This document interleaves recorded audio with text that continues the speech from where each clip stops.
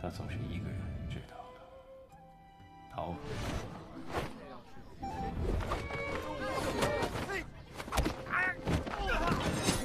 Halo, selamat datang di Aksa Movie 21. Semoga kalian dalam keadaan sehat dan selalu diberi kemudahan dalam urusannya. Kali ini saya akan melanjutkan cerita The Legend of Heroes bagian ke-7. Sebelumnya diceritakan jika Guo Jing pertama kalinya bertemu dengan ayah Huang Rong. Tapi sepertinya pendekar Huang tidak menyukai Guo Jing. Guo Jing dan Yang Kang juga menjadi saudara angkat dan berencana membalas kematian orang tua mereka. Kerajaan Mongol mengirim utusan untuk menjalin aliansi dengan kerajaan Song. Di rombongan itu juga ada Hua Zeng, putri Mongol yang dulu dijodohkan dengan Guo Jing. Ketika sedang beristirahat, rombongan itu diserang oleh Raja Hongli dan pasukan.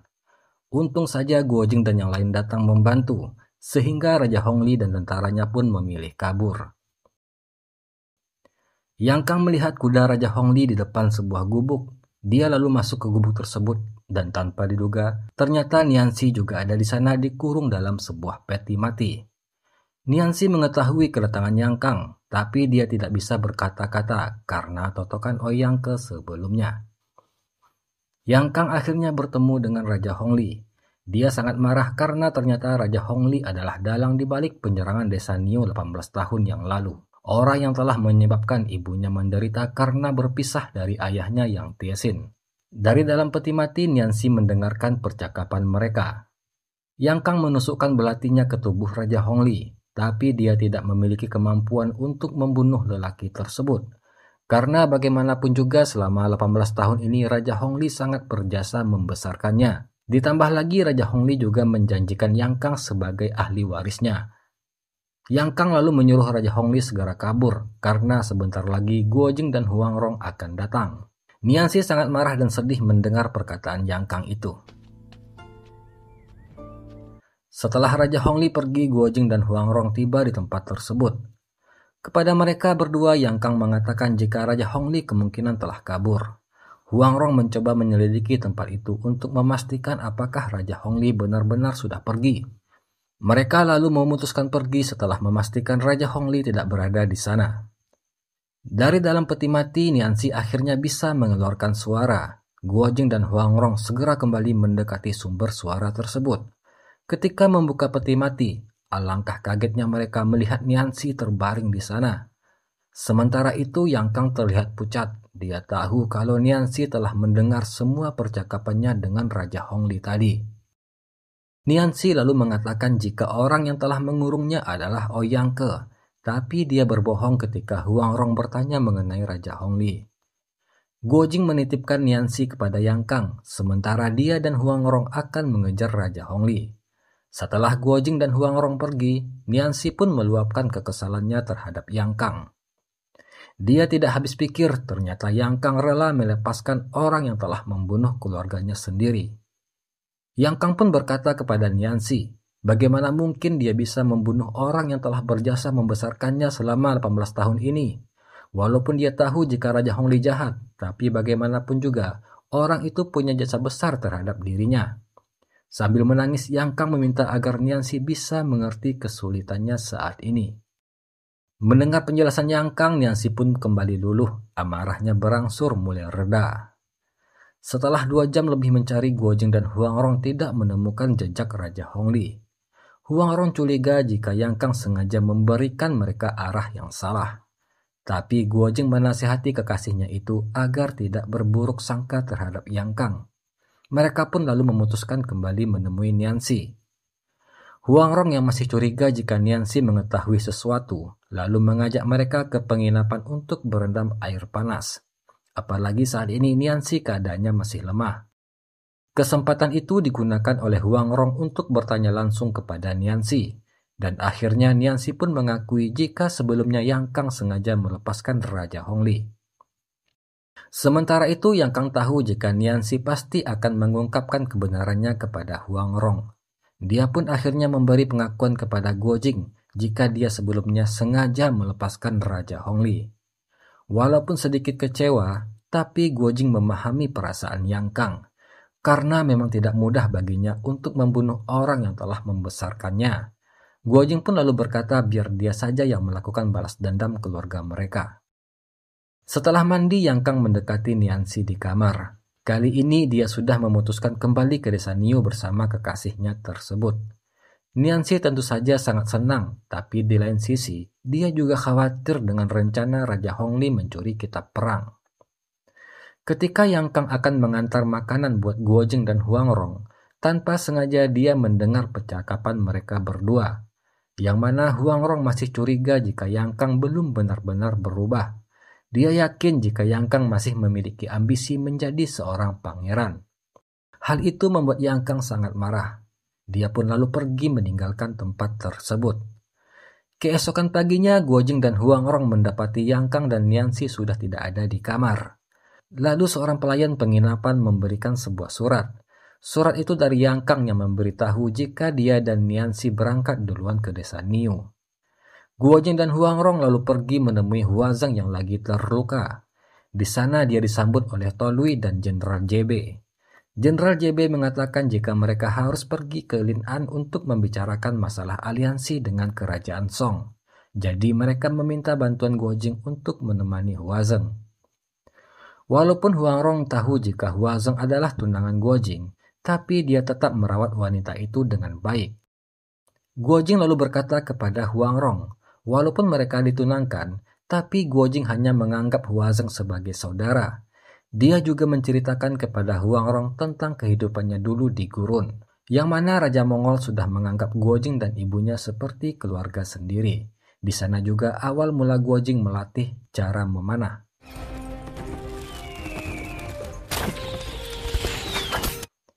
Ketika Huazeng sadar, dia melihat Guojing dengan refleks wanita itu langsung memeluknya. Pemandangan itu membuat Huangrong sangat cemburu. Dia tidak rela melihat kekasihnya dipeluk wanita lain. Suatu hari ketika mereka sedang main layangan, tanpa diduga Huazeng mencium Guojing. Kejadian itu membuat Huangrong sangat cemburu dan marah. Dia langsung pergi dan akan kembali ke Pulau Persik. Tidak ingin masalah ini menjadi berlarut-larut, Guojing pun jujur kepada Huazeng jika dia menganggap Huazeng hanya sebatas saudara saja. Hal itu tentu membuat Huazeng sangat sedih. Dia sudah jauh-jauh datang dari Mongol hanya untuk bisa bertemu Guojing. Tapi ternyata pria idamannya itu hanya menganggapnya sebagai saudara saja. Guojing kemudian mencari perahu untuk menemui Huangrong di Pulau Persik. Tapi tukang perahu di sana tidak ada yang mau mengantar ke sana karena takut celaka. Setelah Guojing menjanjikan bayaran yang besar kepada mereka, akhirnya salah seorang tukang perahu bersedia mengantarnya. Tapi si tukang perahu memperingatkan jika terjadi sesuatu terhadap Guojing, maka dia tidak akan bertanggung jawab. Singkat cerita, akhirnya Guojing tiba di Pulau Persik. Dia mulai mencari Huangrong, tapi Guojing tidak bisa melewati formasi di pulau tersebut. Tanpa sengaja Guojing bertemu seorang pria berperawakan seperti pengemis. Dia adalah si bocah tua nakal Zhou Butong. Zhou Butong telah terjebak di sana selama 15 tahun oleh pendekar Huang. Dia juga berteman akrab dengan Huangrong. Zhou Butong menyarankan agar Guojing melupakan Huangrong, karena bisa-bisa dia dibunuh oleh ayahnya. Tapi tentu saja Guojing menolak. Walaupun harus mati, dia bersedia asalkan tinggal di sana bersama kekasihnya.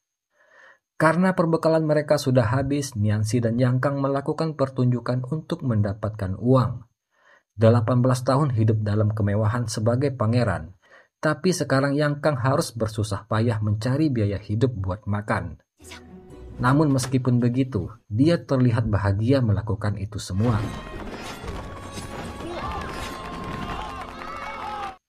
Tiba-tiba seorang petugas pemerintah menghentikan pertunjukan mereka.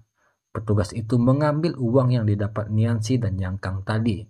Tidak hanya sampai di situ saja, petugas itu juga memaksa Niansi ikut bersamanya. Hal itu tentu membuat Yang Kang sangat marah. Dia pun lalu menghajar petugas tersebut. Namun karena tidak ingin menimbulkan masalah, Niansi lalu membawa Yang Kang segera pergi dari sana. Di depan makam ibunya, Huangrong menangis karena sedih berpisah dengan Guojing. Dia sangat mencintai pria itu, tapi masalahnya Guojing sudah ditunangkan dengan putri Kaisar Mongol. Dan curhatan Huangrong itu didengar oleh ayahnya si Sesat Timur.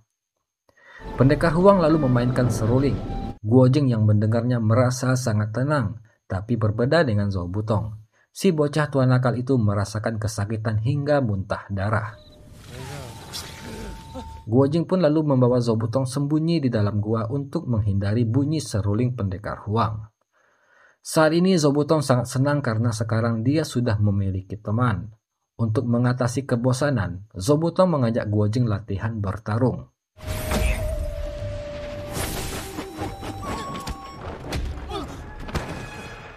Tapi jurus yang digunakan Zhou Butong sangat aneh. Seumur hidup Guo Jing belum pernah melihat jurus tersebut. Zhou Butong pun mengatakan jika jurus itu adalah ciptaannya sendiri, hasil dari latihannya selama 15 tahun di Pulau Persik. Dia mengajarkan Guo Jing jurusnya itu, yang mana untuk menguasai jurus tersebut dibutuhkan fokus dan konsentrasi yang sangat tinggi. Ketika dalam perjalanan menuju penginapan, Niancy melihat sebuah jepit rambut yang sangat bagus.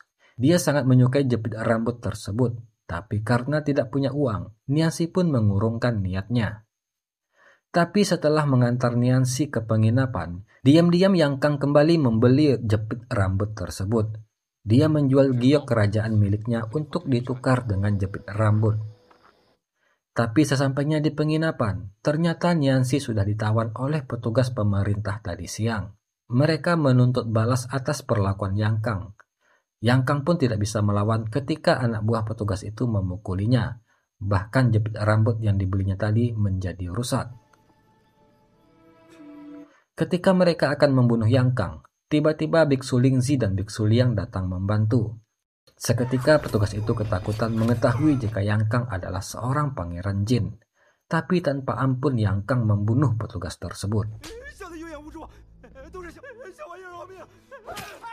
Biksu Lingzi dan Biksu Liang kemudian mengajak Yang Kang kembali ke kerajaan. Tapi Yang Kang menolak. Dia sudah memutuskan hidup sederhana bersama Niancy di desa Niu. Kembali lagi ke Pulau Persik, Huang Rong mendapat kabar dari seorang pelayan jika seorang pemuda telah datang. Huang Rong pun yakin jika pemuda itu pasti Guo Jing. Dia pun membuatkan makanan dan menyuruh pelayan itu untuk mengantarnya. Ketika Guo Jing menikmati semangkok sop, seketika dia sadar jika sop itu adalah buatan Huang Rong. Zhou Butong sangat kesal karena Guo Jing selalu menyebut nama gadis tersebut. Dia kemudian menceritakan sebuah kisah, di mana dulunya 5 pendekar terkuat bertarung di puncak Huasan demi memperebutkan kitab 9 yin. Kitab itu sendiri diciptakan oleh seorang pendekar hebat bernama Huang Chang. Saat itu semua keluarga Huang Chang tewas dibunuh akibat dia menghancurkan kultus Ming. Huang Chang kemudian berlatih selama 40 tahun untuk membalas kematian keluarganya. Tapi ketika dia keluar dari meditasi, dunia luar telah berubah. Musuh-musuh yang membunuh keluarganya dulu juga telah meninggal semua. Karena tidak ingin latihan selama 40 tahunnya sia-sia, Huang Chang kemudian menuliskan kitab 9 yin yang terdiri dalam 2 bagian. Semua pendekar dunia persilatan memperebutkan kitab tersebut karena mengajarkan ilmu tenaga dalam yang sangat kuat. Tapi meskipun begitu, sepertinya Guo Jing sama sekali tidak tertarik dengan kitab 9 yin itu. Ketika dia sedang makan roti, Guo Jing menemukan sebuah kertas dalam roti tersebut. Guo Jing yakin jika itu adalah pesan dari Huang Rong. Tapi belum sempat dia membacanya, Zhou Butong mengambil dan membakar kertas tersebut. Dia takut jika pendekar Huang tahu Guo Jing masih berhubungan dengan Huang Rong, bisa-bisa nyawa pemuda itu melayang. Zhou Butong mengatakan kepada Guo Jing satu solusi untuk bisa bertemu Huang Rong, di mana pria itu bisa meminta bantuan pengemis utara untuk bicara dengan pendekar Huang. Seketika Guo Jing pun mendapatkan sebuah ide. Dia memanggil elang putihnya, mengirim pesan kepada pengemis utara untuk datang ke Pulau Persik.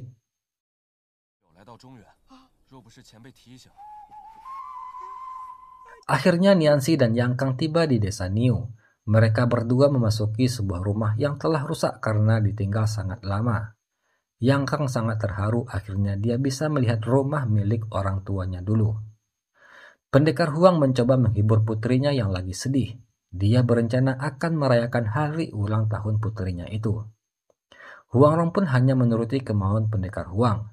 Saat ini Huang Rong berpikir ingin menemui Guo Jing terakhir kalinya. dan membantu pria itu bisa keluar dari Pulau Persik.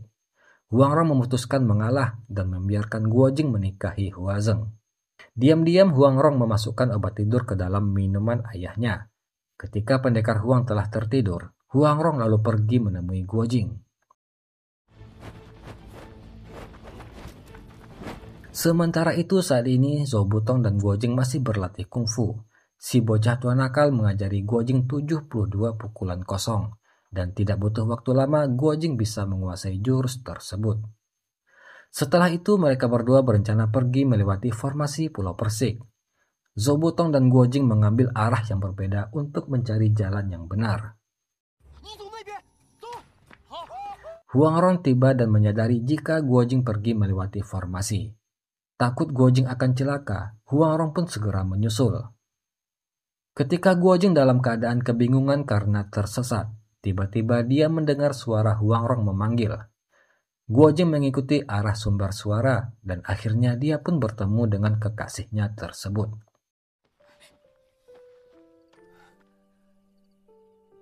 Huang Rong meminta segera Guo Jing meninggalkan pulau. Dia takut nanti ayahnya akan membunuhnya. Tapi Guo Jing tidak peduli. Walaupun dia harus mati, Guo Jing akan tetap di sana demi wanita yang dicintainya itu. Tanpa mereka duga, pendekar Huang datang. Pendekar Huang sangat marah mengetahui jika Guo Jing bersama Huang Rong. Tapi pada saat yang sama, Zhou Butong datang untuk melindungi Guo Jing. Dia menantang pendekar Huang bertarung. Namun seekor ular berbisa menggigit kaki Zhou Butong. Mereka kaget kenapa Pulau Persik tiba-tiba didatangi banyak ular. Demi keamanan putrinya, pendekar Huang lalu segera membawa Huang Rong pergi. Sedangkan Guo Jing membawa Zhou Butong kembali ke gua untuk diobati. Guo Jing menghisap darah Zhou Butong untuk mengeluarkan racun ular, yang otomatis racun itu masuk ke dalam tubuh Guo Jing. Dengan cepat, Guo Jing menggunakan tenaga dalam untuk menekan racun. Seorang pelayan datang membawa sebuah pesan dari Huang Rong, yang mana Huang Rong menyuruh pelayan itu membawa obat untuk menghilangkan racun ular. Guo Jing pun lalu menggunakannya untuk mengobati Zhou Butong. Dan tidak lama kemudian, akhirnya Zhou Butong pun sadar.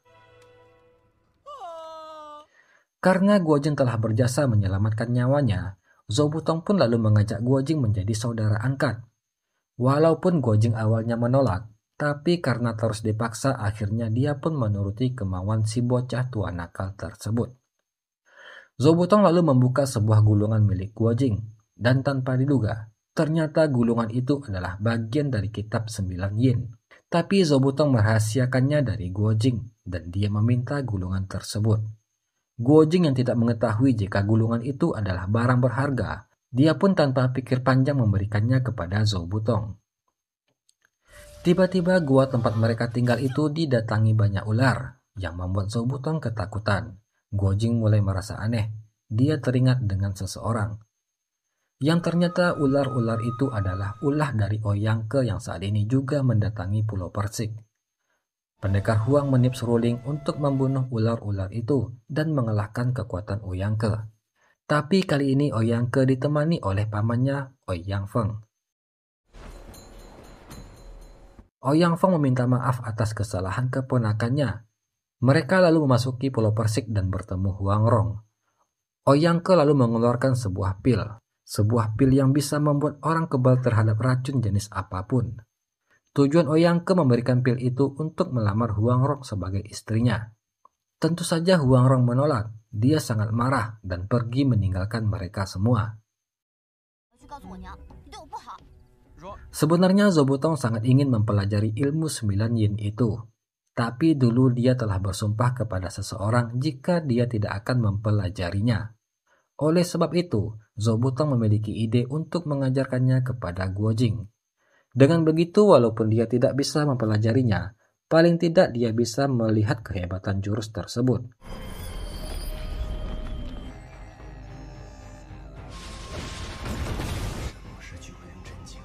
Suatu pagi, Yang Kang dan Yanxi sedang berjalan berdua. Tiba-tiba mereka melihat sekelompok bandit Huang mengejar seorang pengemis. Yang Kang pun lalu membantu pengemis tersebut, dan para bandit itu pun langsung kabur begitu melihat Yang Kang. Yang ternyata pria itu adalah anggota sekte pengemis. Bandit Huang mengejarnya karena ingin mendapatkan kitab Wumu. Dia lalu meminta bantuan Niansi untuk mengabarkannya kepada geng pengemis jika kitab Wumu ada di aula Cui Han. Tanpa berlama-lama, Niansi pergi menemui geng pengemis dan meninggalkan Yang Kang di sana. Tapi itu adalah sebuah kesalahan, karena tiba-tiba Yang Kang mulai terpengaruh niat jahat. Dia sangat ingin mendapatkan kitab Wumu tersebut, sehingga Yang Kang pun membunuh pria itu. Sementara itu dalam perjalanannya Niansi dihadang oleh Biksu Peng dan Biksu Hong. Ketika Guojing sedang berlatih, Huang Rong datang sambil menangis. Wanita itu menceritakan jika Ouyang Ke bersama pamannya datang dan melamarnya untuk dijadikan istri. Huang Rong mengajak Guojing pergi meninggalkan Pulau Persik karena dia tidak ingin menikahi pria cabul tersebut. Tapi ketika mereka tiba di tepi pantai, perahu yang telah disiapkan Huang Rong untuk menyeberang telah hilang. Lalu kemudian muncullah Ouyang Ke, yang ternyata dialah orang yang menggagalkan niat Huang Rong dan Guojing pergi. Guojing yang sudah habis kesabaran menyerang pria cabul tersebut. Namun Ouyang Feng datang membantu Ouyang Ke. Dia menyerang Guojing, tapi dilindungi oleh pendekar Huang. Pertarungan berhenti karena kedatangan pengemis utara. Guojing dan Huang Rong segera menghampiri Hong Qigong.